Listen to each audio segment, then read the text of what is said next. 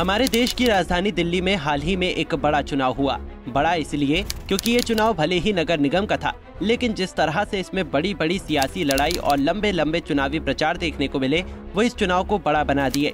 इस चुनाव के प्रभाव को समझना है तो आप चुनाव लड़ रही भाजपा से लगा सकते हैं, जिसे हार मिलते ही पार्टी के प्रदेश अध्यक्ष को इस्तीफा देना पड़ा और इस्तीफा देने के बाद आदेश गुप्ता द्वारा इस हार की जिम्मेदारी ली गई। फिर दिल्ली भाजपा के उपाध्यक्ष वीरेंद्र सचदेवा को कार्यकारी अध्यक्ष नियुक्त किया गया, जो फिलहाल दिल्ली प्रदेश अध्यक्ष की जिम्मेदारी संभाल रहे हैं।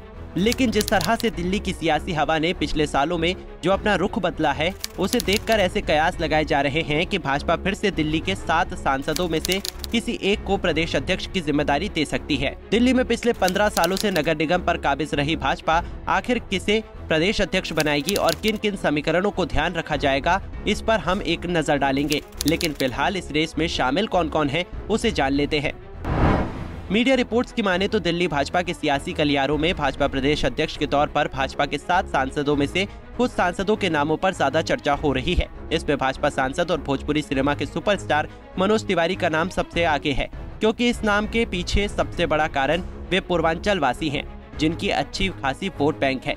इसके अलावा सांसद प्रवेश साहिब सिंह वर्मा का नाम भी इस सूची में शामिल हो सकता है, क्योंकि प्रवेश दिल्ली के पूर्व मुख्यमंत्री साहिब सिंह वर्मा के बेटे हैं, जो जाट वोट बैंक को बखूबी से समझते हैं।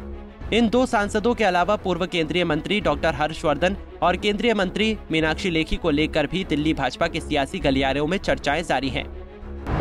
पार्टी से जुड़े सूत्रों का कहना है कि एमसीडी चुनाव के बाद पार्टी ने अपनी बैठकों में सांसदों और पार्षदों के इलाकों में आने वाली सीटों का आकलन किया। अगर पार्टी दिल्ली के सांसदों में से किसी एक को प्रदेश अध्यक्ष बनाती है, तो इसके लिए उसके क्षेत्र में आने वाले पार्षदों के साथ साथ विधायकों को मिली जीत पर ही रिपोर्ट कार्ड तैयार किया जाएगा। हालांकि पार्टी सूत्रों का ये भी मानना है, होने वाली मोदी कैबिनेट के फेरबदल में दिल्ली के सांसदों में कुछ के जिम्मेदारियों को आदान प्रदान किया जा सकता है, जिसमें वरिष्ठ नेता और सांसद डॉक्टर हर्षवर्धन का खासा ध्यान रखा गया है। आदेश गुप्ता के इस्तीफे के बाद से जिस तरह से वीरेंद्र सचदेवा को कार्यकारी अध्यक्ष बनाया गया, उससे यही लगता है कि फिलहाल संगठन के मजबूती तक वीरेंद्र सचदेवा कार्यकारी अध्यक्ष रह सकते हैं, क्योंकि इससे दिल्ली में रह रहे पंजाबी वोटरों के बीच एक सकारात्मक संदेश जाएगा।